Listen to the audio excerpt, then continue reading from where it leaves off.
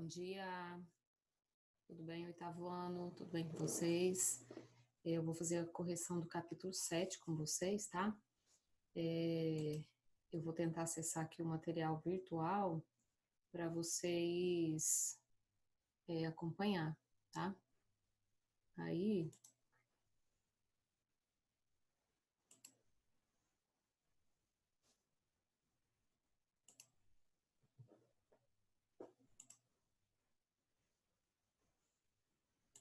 espero que estejam vendo aí o texto do capítulo que nós vimos na semana passada, né? A correção. Primeira questão tá assim, ó, a história começa com o protagonista sentindo-se decepcionado por ter perdido a eleição em uma sociedade científica da qual fazia parte. A quem ele creditava a responsabilidade desse fato? Olha só, lembra que eu comentei com vocês na aula passada que esse fato aí se refere ao sentimento de decepção dele. Esse é o fato. Agora, por que ele está tão decepcionado? E aí vem a resposta, né? As pessoas externas à organização, que nunca haviam contribuído com aquela sociedade científica.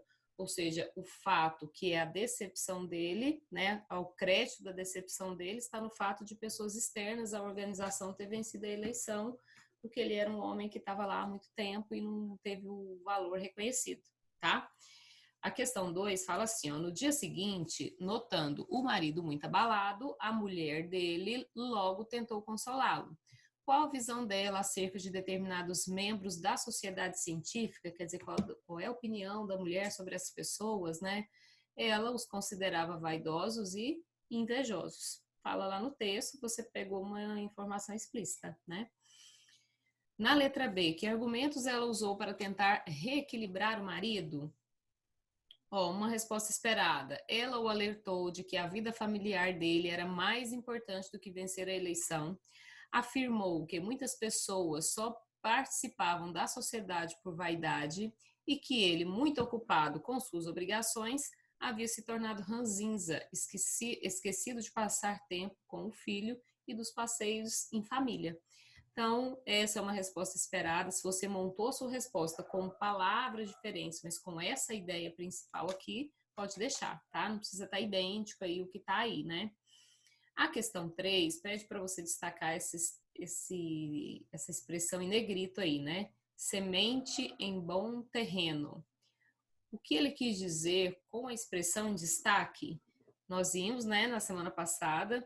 Então, uma resposta esperada. A expressão semente em bom terreno sugere algo que dá frutos. Assim, o homem, ao ouvir as palavras ditas pela mulher, sentiu que elas surtiram efeito nele, provavelmente fazendo brotar em seu espírito uma sensação de alívio, de conforto. Então, essa é uma resposta esperada. Se você escreveu a mesma ideia com outras palavras, tudo bem, né? Questão 4. Após a conversa com a esposa, um colega do marido chega à casa.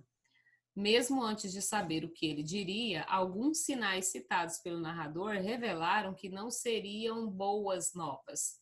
Que sinais foram esses? Aquela parte que o homem chega lá e antes de falar qualquer coisa, a gente já vê que ele tem um jeito desanimado e tal, né?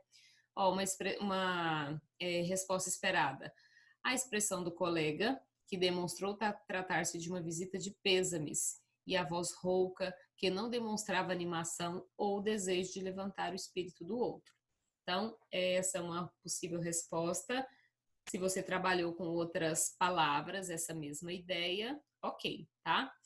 Na questão 5, ao dirigir-se ao colega que perdeu a eleição, o homem visitante empregou a palavra golpe. Que efeito o emprego dessa palavra causou no protagonista? Tem que ter uma parte lá do texto que quando ele ouve essa palavra acontece uma coisa com ele. Então essa é a resposta para cá, né? Letra A. Ele chegou a sentir fortes dores no coração, até mesmo físicas, e toda a animação que a esposa tentara proporcionar desapareceu. Então essa é uma possível resposta. Letra B. Por que o protagonista reagiu dessa forma? Essa questão aqui já é você já tem que pegar uma informação implícita lá do texto, né? Não está escrito lá para você pegar e colocar aqui. Uma possível resposta, porque lhe veio à mente a possibilidade de sua derrota ter sido premeditada, planejada, sem que fosse do seu conhecimento. Então, essa é uma possível resposta, quer dizer, por que ele fica tão abalado com aquilo? Porque passa na cabeça dele que já que a palavra golpe foi usada, então aquilo pode ter sido premeditado, né? Claro que é uma palavra que não foi, provavelmente não foi a realidade ali do texto, né?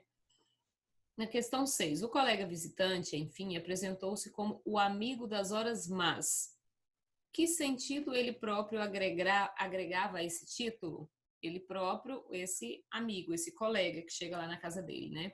Ele dizia ser o amigo que estaria ao lado do homem sempre em momentos difíceis, em circunstâncias nas quais outras pessoas ou amigos poderiam se omitir. Então, essa é o que o homem pensa dele, né? É o que você vai colocar aqui. Questão 7. Ao acompanhar o protagonista no trabalho, o amigo das horas más mencionou o caso de um amigo que, em uma situação similar à do protagonista, não aguentou a pressão e suicidou-se. Esse comentário foi adequado? Explique. Não, né? Claro que não, pois o homem já encontrava bastante abalado e o comentário acerca do suicida contribuía para tornar o cenário ainda mais pessimista. Essa aqui, você pode ter, é um pouco mais aberta, assim, né? Mas trabalha essa ideia que, claro, que não foi um comentário adequado para aquele momento lá, porque eu ia fazer o homem ficar mais desanimado ainda, né? Não pode construir com outras palavras. Na questão 8, diante do constante comportamento negativista do amigo das horas más, a que conclusão chegou o protagonista? O protagonista entendeu que o amigo só queria estar por perto para alimentar-se de sua dor, já que ele nunca aparecia em momentos de alegria. Então, essa é a conclusão mesmo que o personagem principal vai chegar, né? Porque o amigo nunca estava nos momentos bons, só nos momentos ruins. Então, ele era o amigo, era das horas más, e não o amigo dele, né? É o que ele conclui lá. Ok? Tranquilo esse capítulo, né? Olha, eu queria que vocês pensassem agora para a correção do livro, dos textos do livro Histórias Divertidas. Aí tem vários autores, ficou na semana passada para você ler 2 histórias, né? Televisão para 2 e Dona Custódia. Meninos, esses 2 textos são crônicas, são 2 crônicas do Fernando Sabino. A crônica é um tipo de texto que é bem curta e que se caracteriza, dentre as características, né, por pegar coisas, acontecimentos, fatos do cotidiano da vida na cidade, né, comum na vida da cidade, e transformar em um texto. Então, o assunto principal ali, da crônica, né, ela é sempre construída a partir de assuntos corriqueiros. E aí o autor traz a gente para reflexões sobre essas coisas comuns, corriqueiras do dia a dia.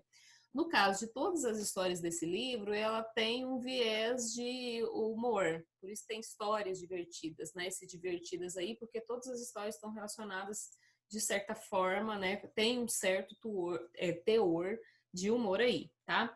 Eu pedi nessa aqui para você só identificar, só fazer a análise formal. E mesmo assim não foi todos os elementos, né, ali da análise formal. Do Televisão para 2. Das 2 histórias, na verdade, a gente tem um narrador de terceira pessoa observador. Não existe aprofundamento psicológico aqui quando fala dos personagens, né? Então, ó, vamos falar primeiro do Televisão para 2. O tipo de narrador de terceira pessoa, observador, né? Quais são os personagens? A crônica sempre tem poucos personagens, né? Que é a dona Etelvina, que é a empregada, e o patrão.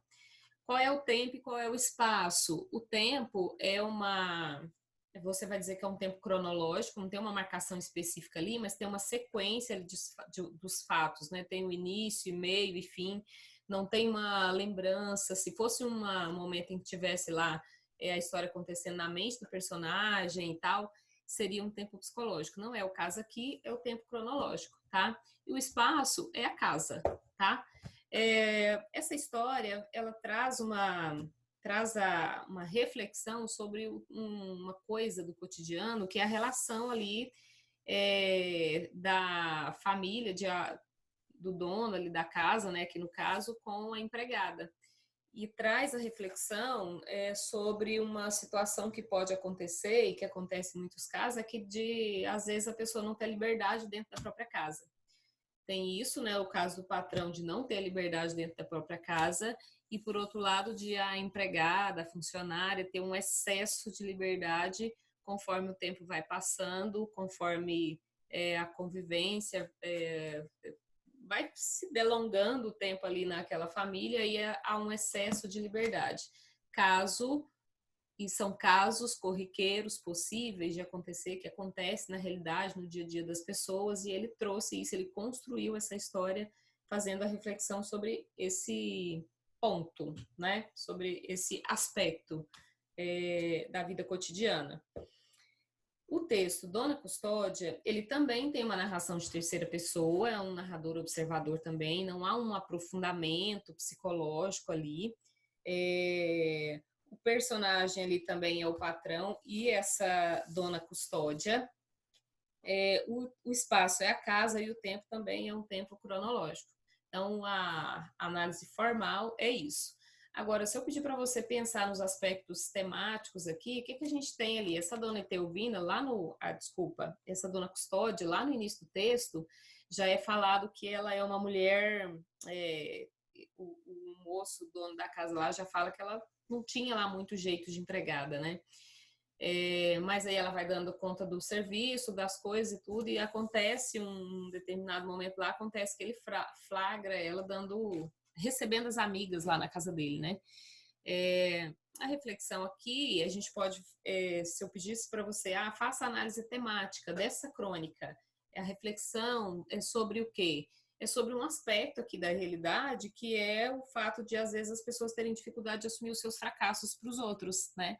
No caso dela aqui, a dona Custódia, ela tinha perdido o marido, ela tinha ficado numa situação financeira complicada, ela precisava trabalhar e ela não queria aparecer por baixo para as amigas, e quando ela consegue o emprego nessa casa, esse homem que mora sozinho, e um dia ele sai para demorar para voltar, ela tem a chance de provar para as amigas mostrar para as amigas que ela não está por baixo, que ela não está por baixo. Então, eu acho que a gente pode colocar isso, né, esse ponto, esse aspecto de a obra, o livro, o texto, a crônica, reflete sobre um aspecto do ser humano, do cotidiano ali do ser humano, que é de não assumir os seus próprios fracassos para as pessoas, não querer estar por baixo, mais ou menos isso aí, ok? Meninos, um abraço, vou finalizar aqui, até a próxima. Daqui a pouco eu vou fazer uma outra gravação para aula, tá? Do próximo capítulo.